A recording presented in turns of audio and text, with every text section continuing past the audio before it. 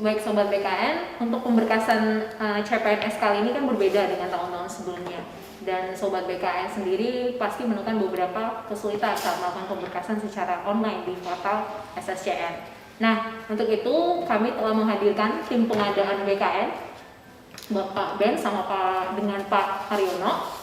Beliau ini adalah salah satu tim pengadaan di BKN, dan kalau kalian bertanya siapa untuk usulan nih misalnya verifikatornya, salah satunya beliau-beliau yang ada di hadapan saya ini. Berikutnya ini soal bukti riwayat kerja, karena kan ada salah satu fitur yang diminta ya di portal SSCN. Itu bukti riwayatnya berupa surat keterangan dari perusahaan atau instansi sebelumnya atau surat keputusan yang dikeluarkan setiap tahunnya oleh perusahaan atau institusinya, itu seperti apa? Oke, baik. Terkait bukti pengalaman kerja dari pelamar yang sudah memiliki pengalaman sebelum dia akan menjadi calon pegawai negeri sipil, sesuai dengan peraturan Kepala BKN nomor 14 tahun 2018 adalah disebutkan fotokopi bukti pengalaman kerja yang sah dan dilegalisir bagi peserta seleksi yang memiliki pengalaman kerja. Artinya apa? Di sini kalimat bukti sah. Artinya bukti bahwa pada saat yang bersangkutan bekerja, itulah bukti otentiknya, bukan surat keterangan bukti. Kalau surat keterangan dibuat menerangkan ke belakang. Sedangkan bukti itu dari sejak dia bekerja sampai dengan saat diangkat, itulah yang sering digunakan untuk dasar penghitungan masa kerja. Jadi surat keterangan bukan surat keputusan. Surat keputusan. Iya, yang dikatakan dalam bukti surat keputusan. Baik dari instansi pusat, instansi pemerintah maupun instansi swasta. Nah, itu mungkin seperti itu. Nah, bagi instansi swasta tentunya sesuai dengan oleh pejabat yang berwenang, baik di instansi pusat maupun instansi swasta yang statusnya kontrak, maupun yang statusnya pegawai tetap. Nah, apabila yang kontrak tentunya harus pada saat yang bersangkutan lulus kondisi saat ini, makanya harus sudah mengajukan pemberhentian per 1 Desember harus sudah tidak status sebagai karyawan tersebut. Dan ini wajib gak sih Pak? Maksudnya wajib ya peserta untuk melampirkan surat keterangan? Oh, surat keterangan itu tidak wajib. Ini artinya apabila yang bersangkutan ingin diperhitungkan untuk memiliki masa kerja sebagai tambahan pada penghitungan masa kerja pengangkatan sebagai CPNS. Oke, berarti ini menjawab pertanyaan berikutnya yang baru saya tanyakan Pak. Soal riwayat pekerjaan yang mereka akan upload ini nantinya pasti berarti berpengaruh ya ke masa kerja dan golongan setelah timnya keluar. Nah, jadi terkait dengan bukti masa kerja apabila diperhitungkan, tentunya akan menambah jumlah masa kerja keseluruhan, tetapi tidak merubah golongan. Menambah jumlah masa kerja, dan jumlah masa kerja tentunya apabila di dalam garis penggajian itu ada tambahan signifikan katakanlah 2 tahun, kita sesuaikan dengan garis penggajian sesuai dengan garis penggajian yang bersangkutan berdasarkan masa kerja.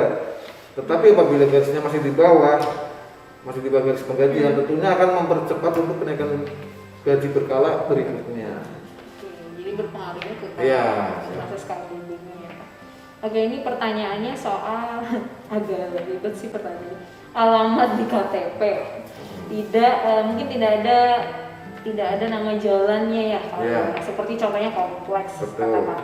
Nah, itu mungkin yang diisi itu sesuai KTP atau sesuai memang katakan tidak tercatat secara administrasinya kali ya. Itu nama jalannya atau seperti apa, atau tidak ada nama jalan, itu kayak gimana Pak solusinya? Ya, pertama KTP adalah bukti otentik suatu kewarganegaraan di mana yang bersangkutan memiliki identitas tempat tinggal. Ya tentunya disesuaikan dengan KTP kan gitu ya Pak Ben. Tetapi apabila ada tambahan masa jalan, kan jalan itu tidak merubah alamat, ya silakan ditambahkan. Tetapi terkait dengan nama desa kecamatan kan tentunya harus disesuaikan dengan KTP.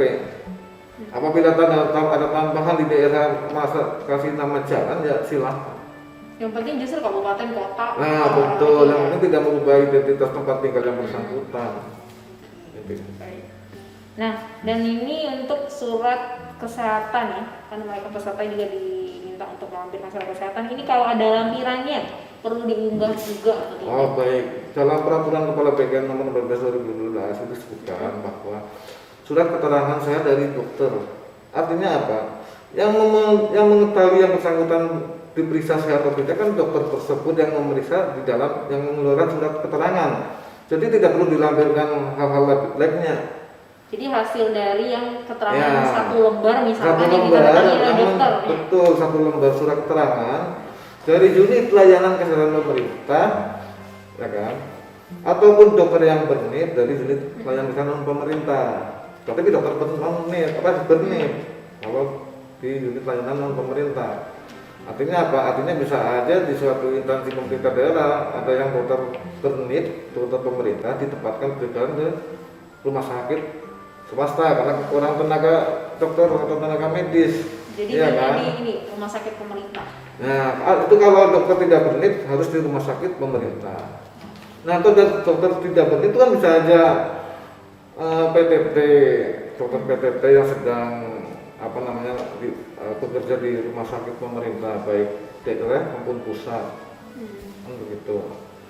Jadi intinya begitu, cukup surat keterangan yang menjelaskan bahwa yang bersangkutan ke dalam keadaan sehat itu dokter yang mengeluarkan. Intinya satu lembar rangkuman dari seluruh pemeriksaan Betul, kesehatan. tidak perlu melampirkan apa tadi labnya ataupun. Nah, ini mungkin masih bersinggungan Pak dengan itu.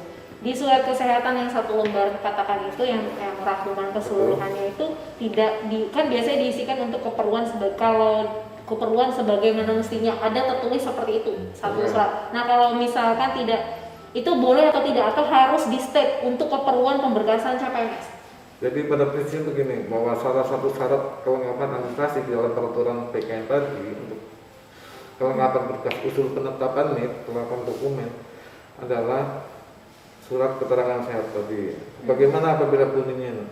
Nah, karena suatu kelengkapan artinya kan sebaiknya kan berbunyi untuk kelengkapan berkas pengangkatan jadi CPNS kan begitu, yang berkaitan dengan pemberkasan CPNS. Nah, bagaimana apabila terjadi hal seperti itu?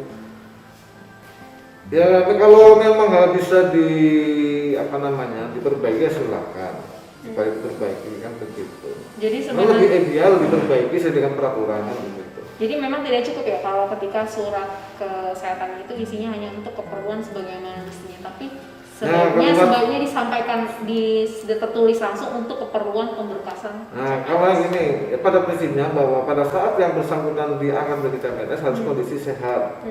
Nah, apabila surat itu tentunya masih bisa mengakomodir apabila ada kalimatnya untuk keperluan sebagaimana mestinya.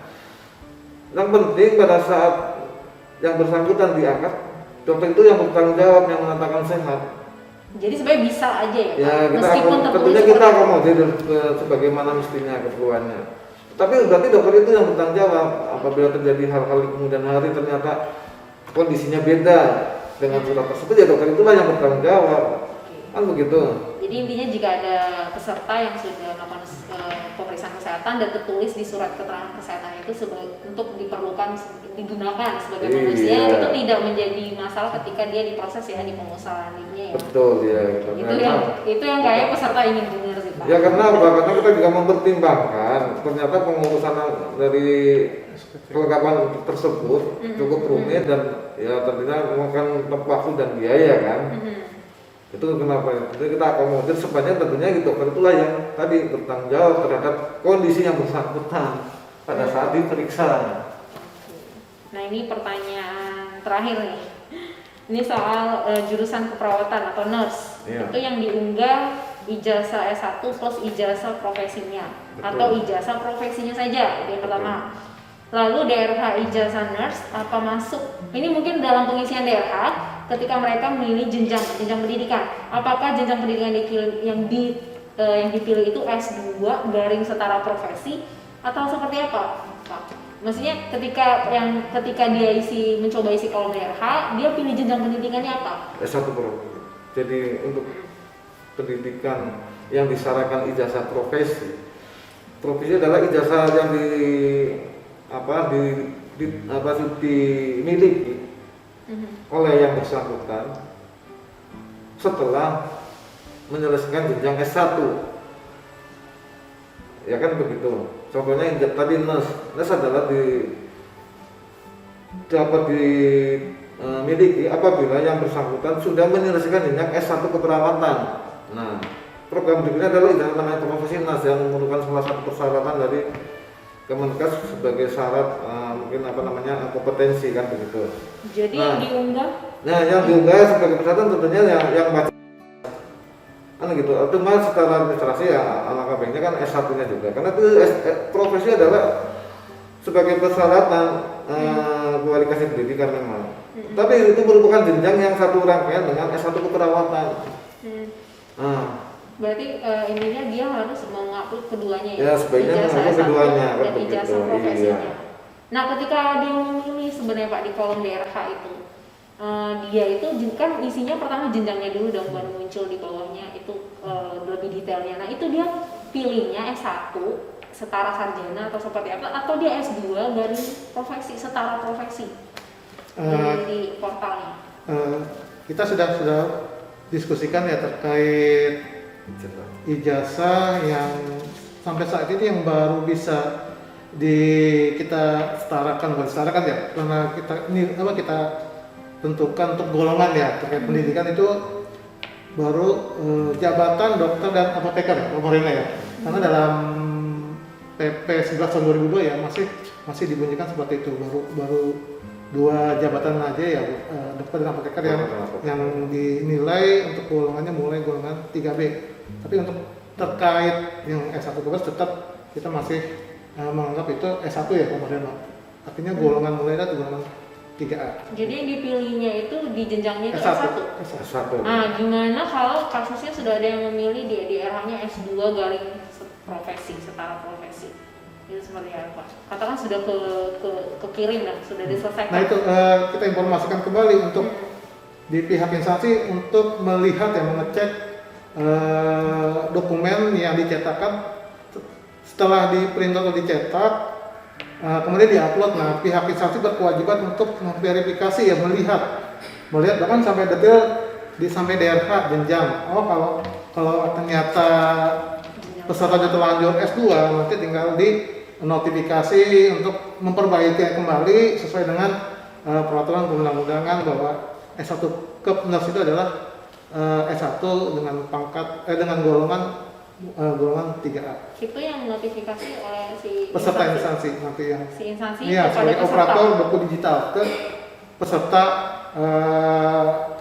pada saat akan diperbaiki melalui SSCN.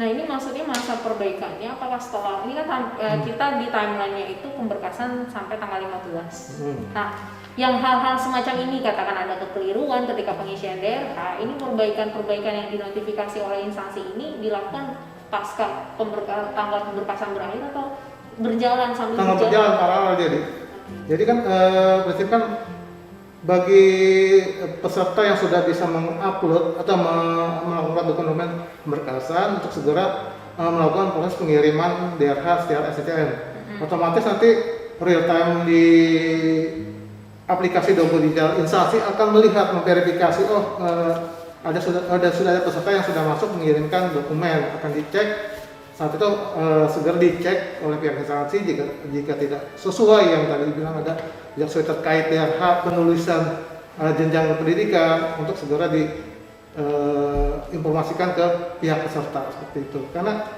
di dalam DRH itu kan ada semacam surat pernyataan kebenaran ya. Artinya peserta meyakini kebenaran apa yang diisi melalui aplikasi SCN yaitu dokumen DRH. Oke, jadi sebenarnya sambil berjalan seperti ini usulan perbaikan itu sudah di notifikasi itu sudah berjalan disampaikan oleh instansi. Iya, kita sudah koordinasi dengan Prakom, sebenarnya bisa berbarengan. Karena kan timeline ini kan agak singkat ya, jadi kita bagaimana tidak harus menunggu tidak harus menunggu peserta pemberkasan. Jadi peserta yang sudah siap itu bisa langsung kita proses untuk verifikasi. Oke, gitu. Jadi intinya mereka diakomodir untuk tetap ada perbaikan. Ya. Ketika ada pengisian, karena bukan terburu-buru ya, lebih karena grogi kan lulus gitu ya. Jadi tapi kan ada salah satu step lagi nih, pengusulan NIP ini kan juga bisa membuat peserta TMS dong. Jadi mungkin kekhawatiran ini kadang-kadang bikin mereka jadi begitu banyak pertanyaan masuk ke kita, soalnya mereka khawatir jadi salah input, salah mengunggah kayak gitu. Jadi kalau untuk DRH intinya si instansi diberikan kewenangan untuk menyampaikan notifikasi untuk memperbaiki ketika ada pengisian yang keliru ya. Ya, jadi ada penyampaian dengan sistem canggihnya yang sekarang dengan sistem WA. Karena ini sebenarnya kita sudah terapkan pada kenaikan pangkat kita pada saat verifikasi oleh verifikator BKN terhadap dokumen tidak sesuai, kita sampaikan dengan aplikasi juga, dengan media WhatsApp seperti itu. Ini notifikasinya hanya via WhatsApp ya? Ya. Oke, jadi sobat BKN pastikan WhatsApp yang kalian gunakan itu benar-benar yang aktif ya, karena notifikasinya akan ke situ ya Pak ya. Oke. Terkait tadi apa tidak memenuhi syarat tadi ada yang lewat ya. Untuk tambahan yang berkas yang tidak memenuhi syarat, apabila ternyata hasil verifikasi berkas ternyata yang bersangkutan ijazah dengan kualifikasi ijazah yang dimiliki, prodi yang dimiliki dengan kualifikasi pendidikan yang disyaratkan itu berbeda ya, tentunya itu salah satu juga hal-hal yang dapat menjadi berkas tidak memenuhi syarat. Sebagai contoh, ada syarat S1 ekonomi ternyata yang bukan non ekonomi kan begitu, ijazah prodi lain. Ya tentunya kan beda kualifikasi karena syarat jabatan yang sudah ditentukan dengan kualifikasi pendidikan. Apabila kualifikasi pendidikannya berbeda, tentunya itu menjadi berkas tidak memenuhi syarat. Mungkin persyaratan itu sebagai catatan tambahan di dalam berkas-berkas yang harus diperhatikan. Kan bisa aja pada saat itu yang penting yang bersangkutan ikut ngisi ternyata lulus. Nah, itu pun sudah ditegaskan dalam Permen 23. Apabila dia bersangkutan lulus dan diketahui berkas itu beda kualifikasi, PPK itu wajib harus membatalkan kelulusan. Kan dalam Permen 23 begitu apabila terdapat kualifikasi pendidikan yang berbeda. Oke, ini justru jadi menimbulkan pertanyaan baru. Jadi lulus belum tentu lolos gitu. Iya, jadi gini, jadi justru ketika pengusulan ini juga menentukan juga ya. Iya, kan. Jadi ini gimana? Maksudnya ketika instansi katakan itu kan auto ya via buku kita. Instansi berkas-berkas atau semua persyaratan yang disampaikan oleh peserta ini instansi sampaikan ke BKN. Nah, mungkin hal fatal apa sih yang benar-benar bikin orang itu TMS? Nah itu tadi dari udah tadi dari tanggal dijatuhkan awal plus salah satunya berikutnya itu apabila terdapat perbedaan kualifikasi pendidikan. Itu dicek lagi sama tim pengadaan. Kita cek kembali apakah sesuai dengan persyaratan kualifikasi pendidikan yang disyaratkan dalam jabatan itu. Apabila yang bersangkutan ternyata memiliki ijazah yang berbeda ya tentunya tidak memenuhi syarat. Kan gitu. Intinya kecocokan. Betul, iya karena di dalam perban BKN tersebut kita selaku tim sertifikasi melakukan pengecekan terhadap berkas yang diusulkan dari instansi. Kan begitu. Jadi kayak double check gitu nggak sih Pak? Ya, betul, jadi instansi kasih, ya itu kan ibarat yang sudah diverifikasi instansi disampaikan ke BKN, ke tekniknya baru tim BKN sendiri mengecek lagi ya. Iya. Nah tambahan kedua, catatan kedua yaitu apabila yang bersangkutan pelamar menyampaikan atau ingin memperhitungkan masa kerja sebelum dilakukan menjadi CPNS di daerah itu wajib itu masa kerja tadi wajib bukti-bukti masa kerja. Misalnya ada 3 tahun 2017 SK-nya disebutkan, 2018 sebutkan, 2006 apabila tenaga kontrak per tahun. Apabila karyawan tetap sebutkan SK awal, ya kan, tentunya yang sah. Sebutkan pemberhentiannya, kan begitu. Harus karena kita untuk menghitung itu ada SK awal dan SK yang akhir maupun pemberhentiannya. Ya kalau sampai sekarang masih bekerja kan tentunya tidak boleh ya. Akan diangkat statusnya yang bersangkutan masih bekerja di katakanlah sampai dengan bulan Desember masih bekerja kan tidak bisa. Makanya segeralah sekarang harus diurus pemberhentiannya, bukan mengajukannya, pemberhentiannya. Kalau mengajukan kan permohonan, dan pemberian dari institusi yang berwenang kan begitu. Mungkin itu teman.